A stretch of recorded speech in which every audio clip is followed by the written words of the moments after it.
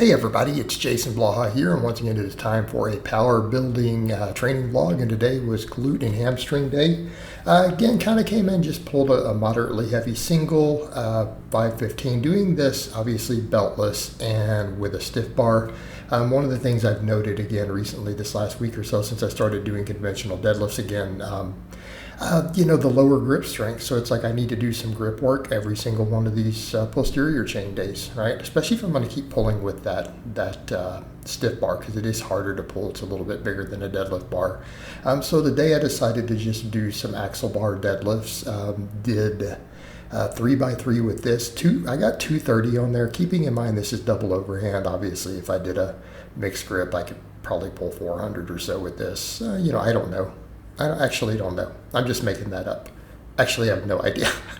Because again, I don't ever pull mixed grip with this. But the idea here is, really using the lightest weight you can to get stronger. That's almost a Louis Simmons thing. So again, we're going to discuss a little bit of strength, even though my training's mostly bodybuilding right now.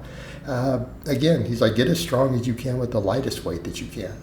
Right? Max effort work is max effort work. Everything else should be, if you can get strong with 300 pounds, use 300 instead of 500. It's again something he used to kind of say. So we did that, and again at 230 my grip was slipping on the third rep each time, so good solid grip training. And I think this goes to show that all those hanging leg raises, I was doing them every day for months and months, and my grip got weaker. It didn't even help my grip. So I think that does go to show that in certain ways, not everything's going to increase our grip the way that we like. And I think for me, it really is those short bursts of intense grip are what I need to really get stronger at it. So the heavy dead hangs, the axle bar work, really is what tends to build my grip historically. Really, the axle bar work has done a lot. And I will consider going over to axle bar rows on my back and bicep day. I'll think about it. I mean, if I really wanted to go extreme with it, I could flip the pull-up bar back over to the fat bar, because I used to do those. All right, used to do those. But yeah, the grip does need to improve again. Even though, again, my training is 95% aesthetics, we still want that 5% strength, and I do need to make sure that I can always deadlift 600 pounds still if I need to. And I feel like right now, even with a deadlift bar, I feel like if I put 600 on the bar and went to pull it, it might slip out of my grip. So again, need to stay on top of the grip training. We'll do more of it. Might do some plate pinches and other stuff too. Maybe towards the end of the week. So again, just things that I need to continue to build back up. But I feel like I don't need a lot of it. I feel like for me, just too much volume does overtrain my grip personally, as we saw with all the hanging work, right? My grip is weaker after having done all that for months. So again, just an observation. We really do need that intense grip training to get strong at max effort gripping. For me personally, results will vary for different people. So again, stuff I'll mess with a little bit more, but yeah, need to do a little bit more grip work again, and it'll come back pretty dang quick, right? Because you guys have seen me in the past have a rock solid grip, right?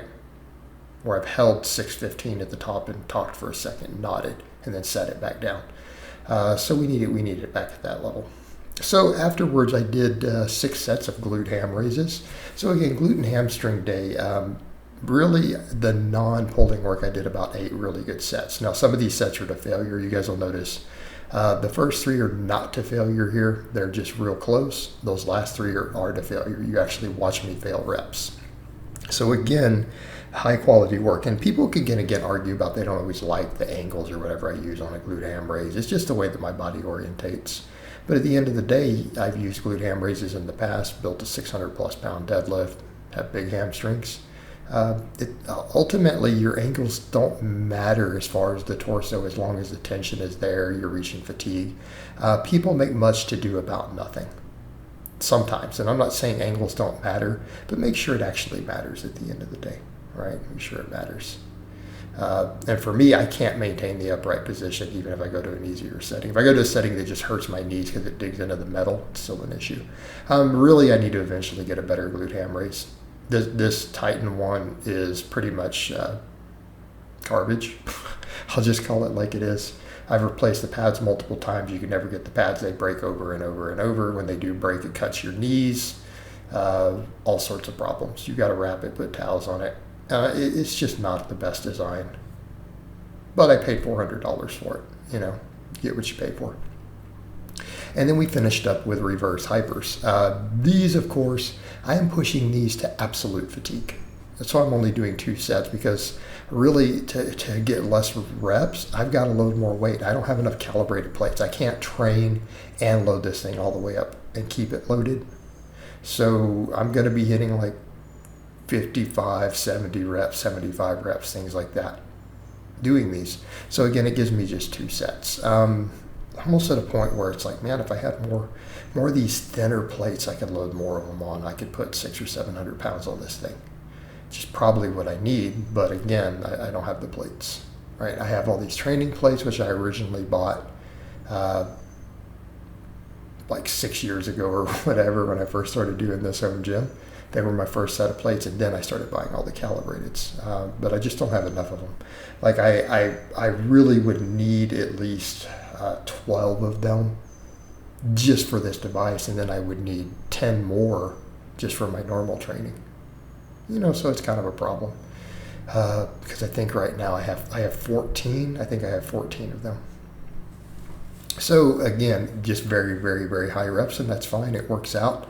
You know, if we don't count any of the deadlifting, and I may not really, 8 good high quality work sets here, right? Taken to failure or very, very close.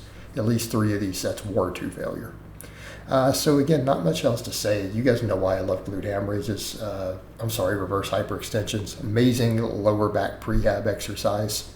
It's kept my lower back pretty much bulletproof in my 40s. Again, you guys have seen me at my best do a 625 deficit deadlift one time. Now that was strapped up.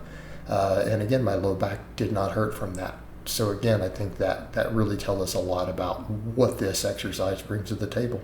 Because I didn't have that strong of a low back and resilient of one years before that.